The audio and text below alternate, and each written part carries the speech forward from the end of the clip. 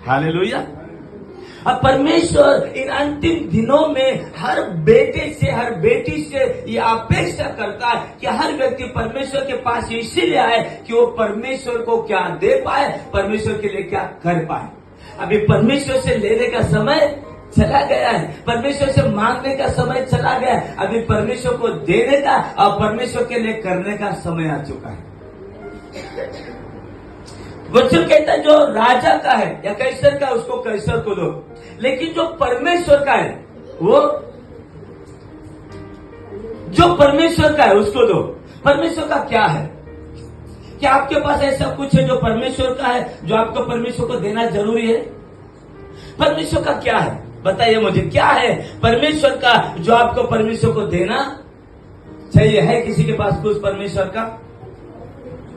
बहुत बार जब ये विषय आता है ना, हम लोग दान के बारे में इसको लगाते हैं, दान देने के बारे में या दसवां देने के बारे में हमेशा इस वचन को कोट करते हैं कि वचन में लिखा है जो राजा का है राजा को दो, परमेश्वर का परमेश्वर को दो। डेफिनेटली जो परमेश्वर का है वो परमेश्वर को देना चाहिए, वो पैसा हो या कुछ भी हो। लेकिन केवल पैसा ही नहीं, आपके पास बहुत कुछ है जो परमेश्वर ने आपको दिया है और अभी परमेश्वर उसको वापस चाहता है। क्या है परमेश्वर का आपके पास जो आपको परमेश्वर को देना है?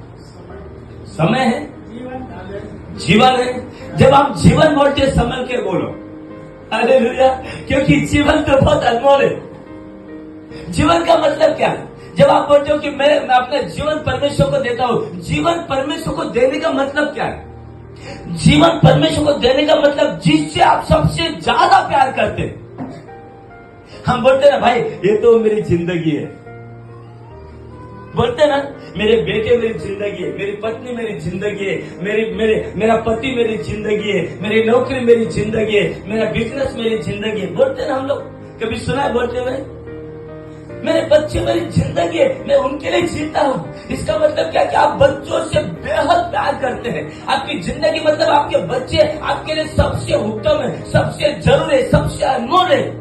और जब आप कहते हो कि जिंदगी में देता हूं, इसका मतलब जिससे आप सबसे ज्यादा प्यार करते हैं आप वो परमेश्वर को देते हैं। पैसा जिससे हम बहुत प्यार करते हैं वो भी तो हमारी जिंदगी होती है, हम पैसा कमाने के लिए तो जीते हैं, परमेश्वर बोलता वो भी देते हैं। समय है, जीवन है और टैलेंट और वो सब कुछ जो आपके पास है वो आपका नहीं है, वो परमेश्वर का है।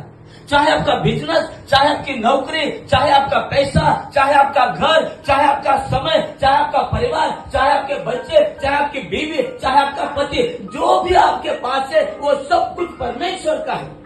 वचन में लिखा है कि बच्चे परमेश्वर की भेंट है। मतलब जो बच्चे आपके, वो बच्चे भी आपके नहीं, परमेश्वर ने वो बच्चे आपको दिए हैं। इसका मतलब वो बच्चे परमेश्वर के हैं।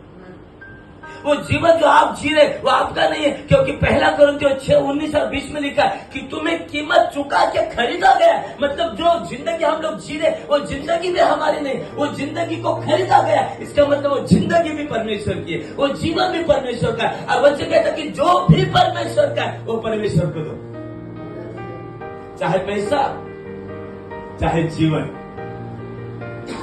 हालेलुया। लेकिन ये देना जो होता है ना, ये वयस्कर लोगों का काम होता है। बच्चों का काम, बच्चे केवल लेना जानते हैं, बच्चे केवल लेना जानते हैं, देना नहीं जानते।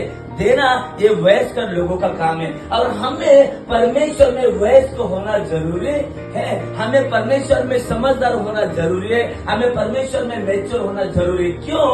क्योंकि परमेश्वर ने हमारे लिए कर्तव्य रखा है, हमारे लिए एक जिम्मेदारी है, और उस जिम्मेदारी को निभाना, उस कर्तव्य को पूरा करना ये केवल वयस्क लोगों का काम है।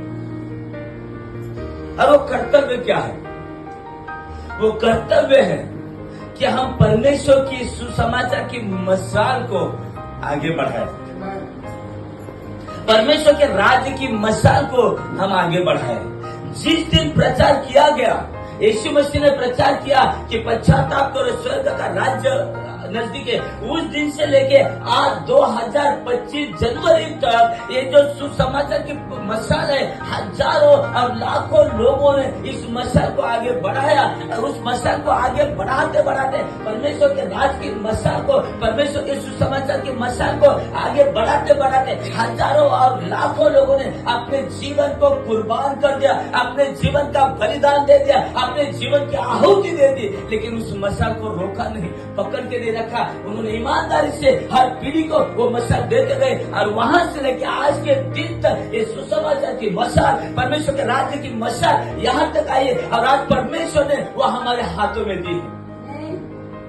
कलीसिया के हाथों में उस मशाल को दिया गया है, उसके बेटों के हाथों में उस मशाल को दिया, उसकी बेटियों के हाथों में उस मशाल को दिया। और आज हमारी जिम्मेदारी है, हम परमेश्वर के बेटे बेटे होने के नाते हमारा एक कर्तव्य है कि हम ईमानदारी से और सच्चाई से ये परमेश्वर के सुसमाचार की मशाल को, परमेश्वर के राज की सुवार्ता की मशाल को आगे बढ़ाएं।